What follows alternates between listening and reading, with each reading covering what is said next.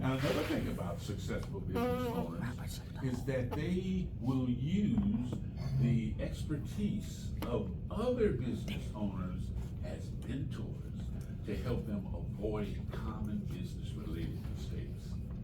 So now with that, let me start the questioning of our panelists.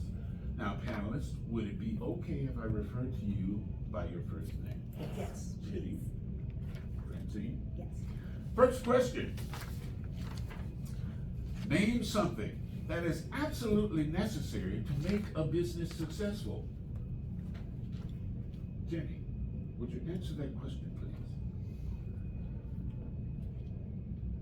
Well, you need customers. Yes, you do. Can you expand on that? Absolutely. I, for many, many years, was a pharmacist. I never had to get a customer. They just walked right in, right up to my counter. My business came to me over the computer and the telephone. When I left being a pharmacist and became an insurance agent, all of a sudden that changed.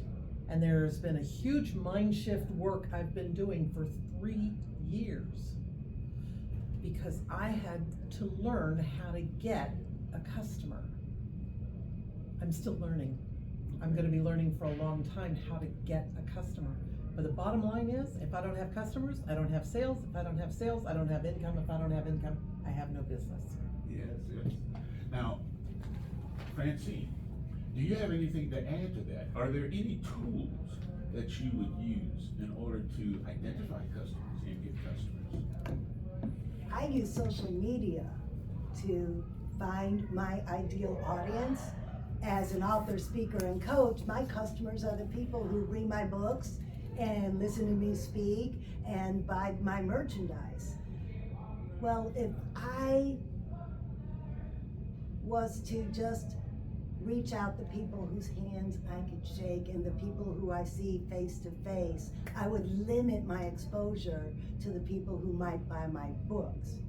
Being on social media opened me up to an international audience. So my books are now being read by people in France, in Turkey, Japan, all over the world. And that is how I find new customers for the other facets of my business too. Well, thank you. Thank you for that answer. Now, second question. How would you test a service or product to ensure that it is marketable? Francine? Well, I did that in my business. I do online courses. The first thing I did, and Jenny was one of my students last night, I put together the course and I offered it to my friends as an initial starter to get their feedback on it. So proof of concept is people showed up, my marketing worked. We had a good time, people were laughing, we told stories, we had fun, people enjoyed it. And now I'm starting to get the evaluation forms in where I'm getting some room for improvement and I'm getting lots of accolades and lots of positive reinforcement that what I am doing is needed, enjoyed, and people will want it in the future. And most importantly, people will be willing to pay money for it. And that sounds like a great way to test a market.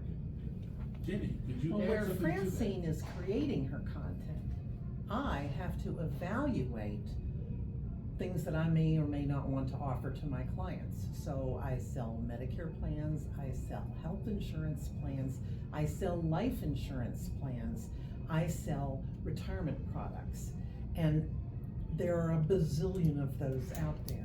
And so I am always looking to say what's going to be in the very best of interest of my clients. So Medicare, it's by area. I work mostly in the Jacksonville metro area because most of mine is face-to-face. So that helps limit the number of Medicare carriers that I have to go through and evaluate. But I evaluate each one based on what the client's need is. Are there doctors in network? What is the drug coverage in the plan? So when I sit down with a client, whether it be for under 65 health insurance or for Medicare analysis, it's really very much client driven. So I tend to get acquainted with as many of the carriers in the health arena as possible. Life insurance is entirely different because there are so many potential carriers, and you want to have a few, but you don't want to have a million, because then you'll never really know any of them. Yeah, okay. And the fact is that some products are just better than others in terms of the value that they provide for the premium they ask. Now that sounds like some great metrics that you use to evaluate how something is marketable or not. Third question, what are some effective ways to manage a business's bottom line? Jenny? Know what it is. Keep good records. Keep good records. Okay. Absolutely. Anything else?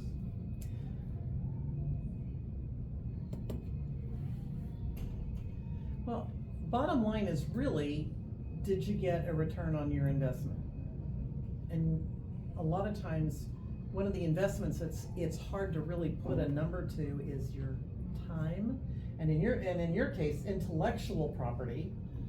But you have to figure out how to put numbers to that so that you can say, for example, I've done networking. I've been at a lot of networking groups. After having gone once or twice, I might decide, okay, that one's really not gonna bring me anything. I'm not getting much out of that. Maybe my time is better spent somewhere else. And so a lot of times it really is just about knowing what your investment is, so that then you can say, what's my return? Kind of a real-time endeavor. Mm-hmm. All right, how would you inform the market about your product or service? Now, we kind of went over that before, a little bit earlier, but informing the market, these are the people that you're gonna sell to. How would you do that? Other than the books, Francine? I talk. I Yeah. talk a lot. I talk anywhere where people will let me talk about it. I make my own platform that I could talk. Okay. Yeah. All right. Okay, well, that is the totality of my questions. Thank you, panelists, for your kind remarks and experience. Now, as far as a summary is concerned, listening to the answers that the panelists gave, I have come up with 3 fundamental, essential things to ensure a successful business. The first thing, as the panelists alluded, we need to create a product or service that the market wants. If you're selling something that the market doesn't want, you're not gonna make money. So that's the first thing.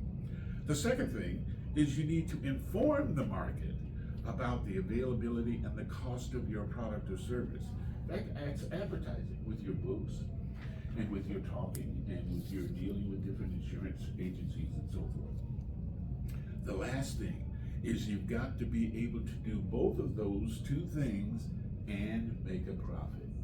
Why else are you in business if you don't make a profit? Those are the 3 essential things that are associated with a successful business. Providing something that everybody wants, making sure that they're aware that this is available, and